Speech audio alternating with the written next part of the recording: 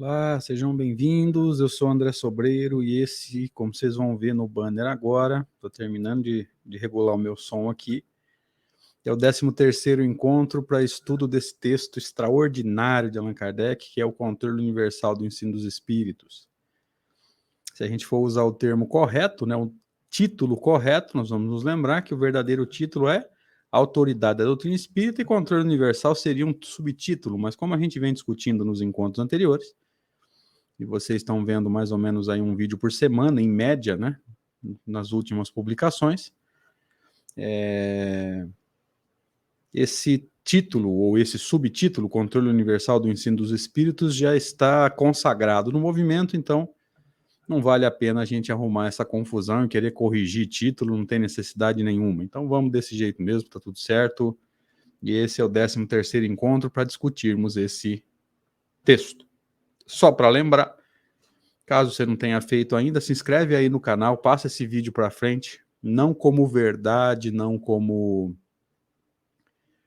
solução para todos os problemas do movimento, porque nós somos apenas mais um dentre tantos que estão estudando Kardec, aos quais a gente gostaria de dar as mãos e andar aí de braços dados na direção do entendimento da obra do codificador, mas como uma possibilidade de refletirmos sobre as ideias de Allan Kardec e entendermos juntos o verdadeiro espiritismo, né? Se nós quisermos usar aquela brincadeira moderna, o espiritismo raiz, né? Pautado em Kardec, sem esses enxertos que ele vem recebendo. Então, se você puder, se inscreve aí no canal, deixa o seu joinha, passa o vídeo para frente. Se você puder, inclusive, compartilha a playlist toda nas suas redes sociais e vamos criar essa onda de estudo da obra de Kardec para que a gente possa estar fazendo com que o pensamento de Kardec cresça, né? E para que fique cada vez mais fácil encontrar os canais que têm estudado Kardec. O nosso é um deles, né? Tem muitos aí. Vários dos amigos que participaram do evento Amigos de Allan Kardec no ano passado, em outubro do ano passado, tem canal, fazem lives, e eu ficaria feliz se todos eles tivessem aí, esses amigos que seguem esse estudo no nosso canal, também pudessem estar seguindo o canal deles, os estudos. Vamos lá, obrigado pelo carinho, obrigado pela receptividade de sempre. Então vamos voltar ao estudo desse texto magnífico, quando Kardec vai começar a falar sobre o método que os espíritos utilizam para fazer essas revelações das novas ideias. Com extrema sabedoria, diz Allan Kardec, procedem os espíritos superiores em suas revelações. Então, aqueles que são verdadeiramente mais evoluídos, eles não saem revelando à torta e à direita, eles não saem revelando sem critérios. E alguns desses critérios que são usados pelos espíritos, Kardec conseguiu perceber. Eu diria até a maioria deles, ou pelo menos os mais importantes, Kardec conseguiu perceber e ele vai trazer para a gente agora alguns deles, ou pelo menos os mais importantes, para que a gente possa ter essa noção de que espíritos verdadeiramente sábios, né, ele chamou de superiores aqui, acredito que ele esteja usando o termo superior como objetivo, como adjetivo, né, não se referindo à escala espírita, mas se referindo aos espíritos que estão na nossa frente aí na caminhada evolutiva, né? Eles não saem falando à torta e à direita, eles não saem respondendo à torta e à direita, eles têm método, eles têm critério, tá?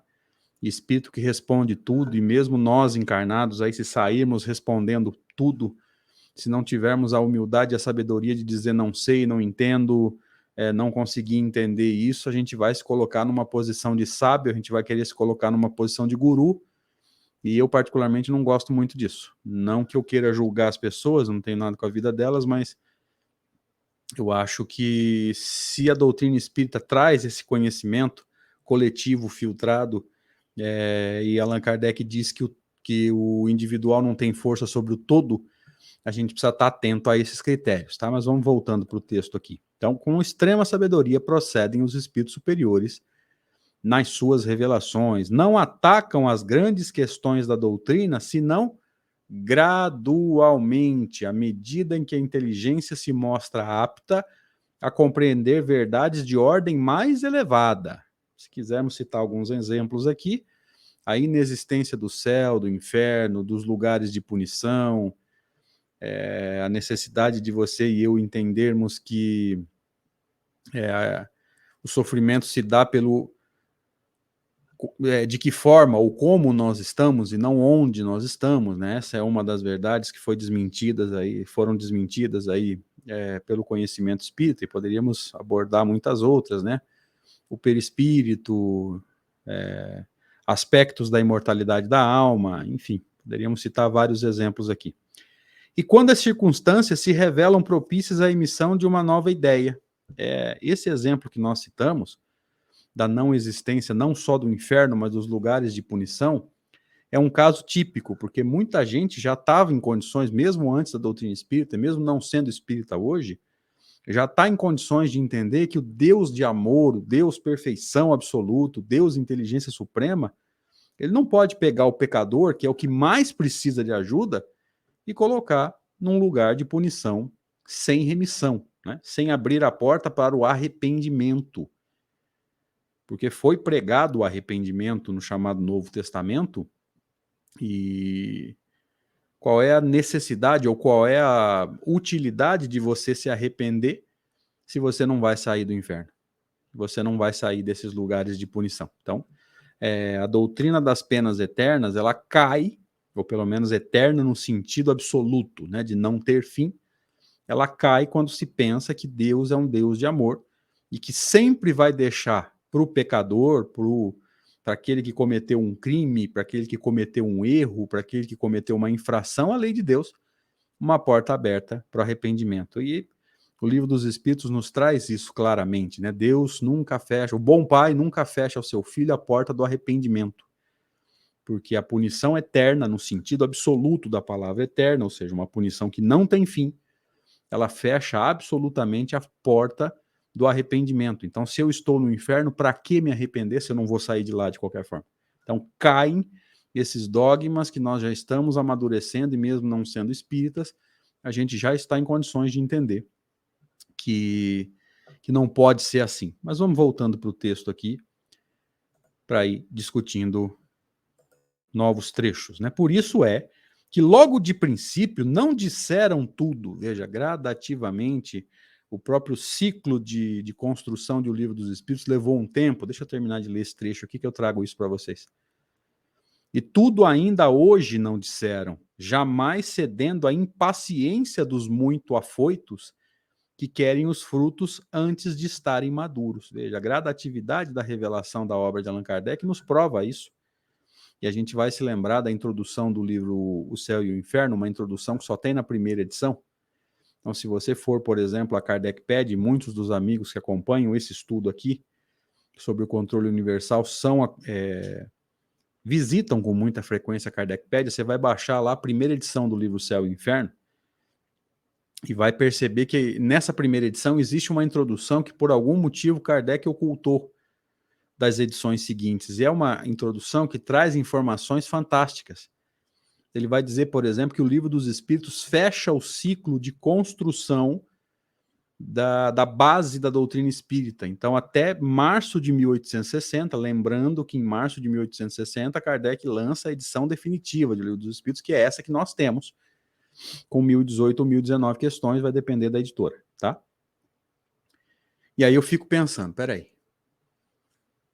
se em março de 1860 Kardec lança o Livro dos Espíritos, fechando o ciclo de construção da doutrina espírita, e o primeiro Livro dos Espíritos, lá 18 de abril de 1857.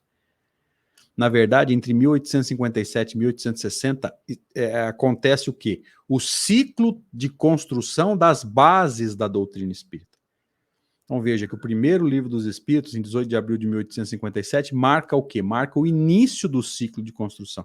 Ciclo esse que vai se fechar em março de 1860, com o Livro dos Espíritos definitivo. E nesse meio tempo, a Revista Espírita, em 58, o livro Instruções Práticas, e em 59, o livro que é o Espiritismo.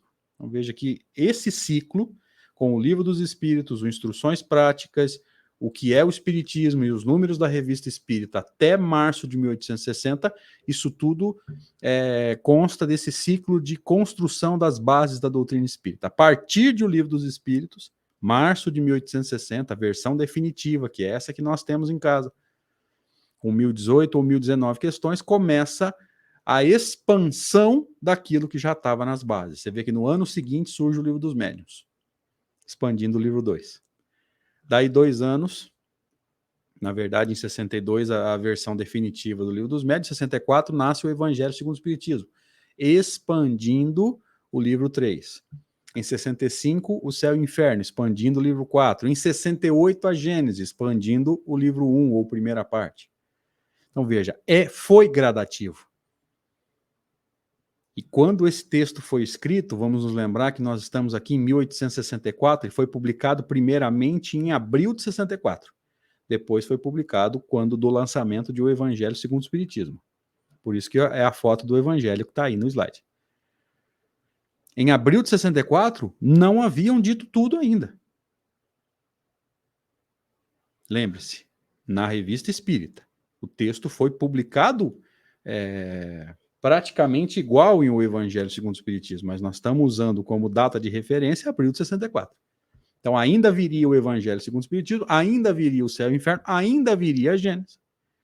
E outros opúsculos e separatas e etc, etc. Veja, a gradatividade da revelação, conforme as próprias pessoas que recebem as publicações de Allan Kardec, através da Revista Espírita, assinam a revista, compram a revista e leem e escrevem cartas para Kardec, ou então suscitam manifestações dos espíritos, né, estimulam as manifestações dos espíritos em resposta à publicação de Kardec, e as publicações são enviadas, as comunicações espirituais são enviadas a Kardec para que ele possa ler e analisar.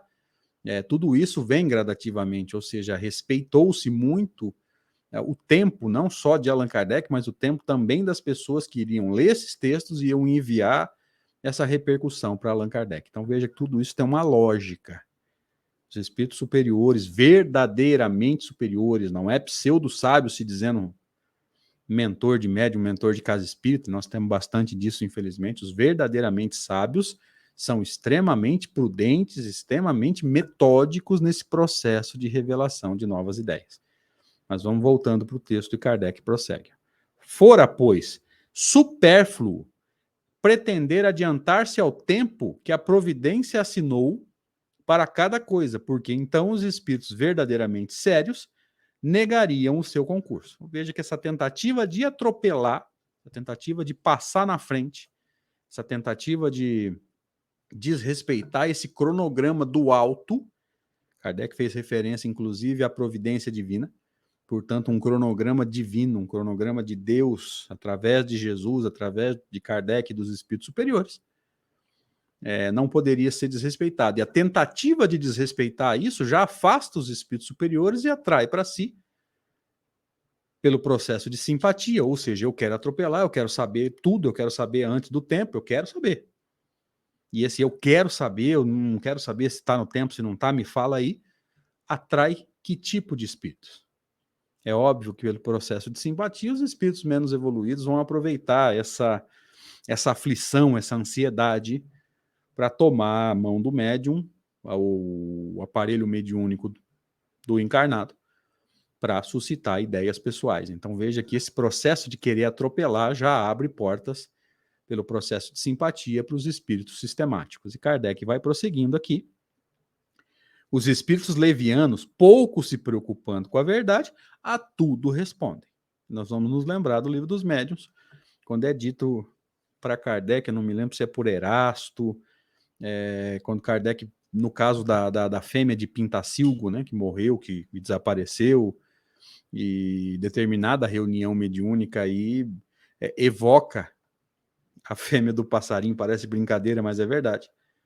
E, evidentemente, um espírito mistificador se manifesta, dizendo ser lá a fêmea do passarinho. E Kardec vai perguntar sobre isso, o que eles responderam para Kardec? Evocai as rochas responderam. Evidentemente, uma ironia, né? Alguns dizem, inclusive, que é uma ironia tipicamente francesa. Mas veja que se você evocar uma pedra que você chutou para ver se essa pedra sentiu dor, você pode ter certeza que alguém vai se manifestar dizendo ser a pedra e vai colocar você em parafuso. Você não podia ter me chutado, eu tô com raiva de você, agora eu sou seu obsessor. Evidentemente, tirando onda com a nossa cara. E muito provavelmente, alguns vão acreditar por não terem esse conhecimento do Livro dos Espíritos, principalmente na primeira parte, quando ele nos ensina que a matéria bruta não tem vontade própria. Matéria bruta não tem inteligência, ela pode ter vida biológica, por exemplo, o corpo tem vida biológica, as plantas têm vida biológica, os animais têm vida biológica, tem mais vida inteligente do que as plantas, mas menos do que o ser humano, mas vida inteligente quem tem é o ser humano, por causa do nível do espírito encarnado em nós. Então a vida inteligente não é da matéria, a vida biológica pode ser, veja que nosso corpo tem vida, biologicamente falando, mas não tem vida inteligente. A vida inteligente para nós espíritas é atributo do espírito e nós sabemos disso. Então vamos seguindo e entendendo que os espíritos levianos, lá os de terceira ordem, principalmente levianos, pseudo-sábios, a tudo respondem. Eles não estão preocupados com a verdade, eles estão preocupados com a vaidade deles.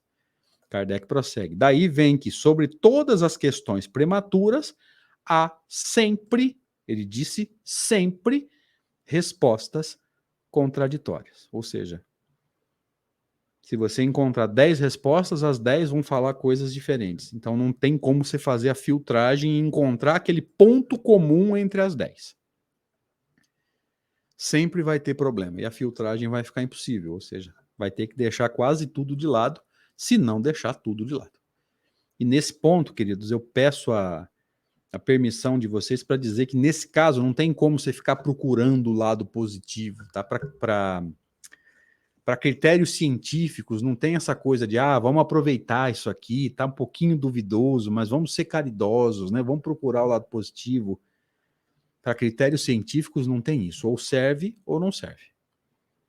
Tá? Critério científico não é critério de caridade, porque se fosse o critério de caridade, Kardec provavelmente usaria o critério da autoridade. Então ele não estava preocupado quem era o médium, quem era o espírito, de onde veio, se era um grupo grande, grupo pequeno, não interessa. Vamos estudar cada comunicação e cada texto enviado, cada contribuição enviada pelos leitores da Revista Espírita com o máximo de atenção, porque ali pode ter algum ponto que pode ter passado na minha percepção.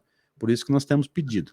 Se você puder, deixe o seu comentário no vídeo. Não terminou ainda, vou mais uns minutinhos. Mas se você puder, deixe o seu comentário no vídeo, me fala o que você achou, pontos que você não concordou, pode falar, isso não ofende, e a gente vai aprendendo a usar esse método de Kardec, né, de publicar e ficar atento à repercussão, e talvez em cima do que você escreveu aí no vídeo, não tem como passar o WhatsApp para todo mundo, tá? A gente perderia o controle da situação. Redes sociais nem sempre são muito eficientes nesse sentido, então o comentário do vídeo eu acho que é a melhor forma da gente se comunicar, tá? Então, deixa o seu comentário aí, me fala o que você achou. Vamos seguindo aqui, dá tempo para mais um slide então. Os princípios acima não resultam de uma teoria pessoal, isso aqui é muito importante, tá? Não pense que Kardec tirou essas coisas da cabeça dele, ou do pensamento dele, né? Se alguém pensa que a cabeça não pensa e que eu estou sendo materialista. É óbvio que eu estou usando uma metáfora aqui, tá? São consequência forçada, no sentido de inevitável, das condições em que os espíritos se manifestam. Então, veja, não é da cabeça dele. Aliás, muita coisa que era a crença pessoal de Kardec foi desmentida. A gente vai lembrar lá na teoria das manifestações físicas, Kardec achava o quê? Que os espíritos pegavam a mesa ou o objeto e saíam arrastando com a mão. E quando o piano era tocado por efeitos físicos, que eram os espíritos que iam lá com o dedo e apertavam as teclas. E vocês vão se lembrar, aqueles que estudam o livro dos médiuns, vão se lembrar comigo agora que isso não é verdade. Não é esse o método de manifestação de efeitos físicos, tá? Então, o próprio Allan Kardec se engana nesse processo, tá? E ele admite que, como todo mundo, ele acreditava nisso e os espíritos mostraram uma concepção totalmente diferente. Então, entendam que, em vários pontos, Kardec diz isso aqui não é teoria pré-concebida nossa. Tá? Os espíritos disseram, a gente foi filtrando e chegou a essa conclusão que depois eles corroboraram. Eles confirmaram, tá? Então vamos lá. É evidente que se um espírito diz uma coisa de um lado, enquanto milhões de outros dizem ao contrário, algures, ou seja, em todos os lugares, a presunção da verdade não pode estar com aquele que é o único ou quase o único de tal parecer. Então veja que você querer que o individual vença o todo é um pouquinho ingênuo demais. É ingenuidade você achar que o individual tem força contra o todo. E esse foi o método de Kardec. Pegar o todo, pegar várias respostas, várias contribuições, fazer o movimento de filtragem e ficar com a verdade. O que é a verdade para nós? Aquilo que batia, e depois era confirmado através das evocações. Então a gente encerra aqui o estudo de número 13 desse texto extraordinário que é o Controle Universal do Ensino dos Espíritos. Repito o pedido. Se inscreve aí no canal, deixa o seu joinha, deixa o seu comentário. É muito importante que você deixe o seu comentário, porque em cima do seu comentário eu posso perceber alguma coisa que eu deixei passar. Isso é importante, né? O critério nosso é o seguinte, sempre tem mais inteligência fora do que aqui. Então, talvez em cima da sua análise eu precise mudar algum ponto de vista meu aqui e nós vamos estar crescendo com isso. Obrigado, gente. Deus abençoe. Obrigado pela repercussão, obrigado pelo carinho, por acompanharem esse estudo e pela oportunidade de estarmos sendo útil suscitando essas reflexões. Um abraço.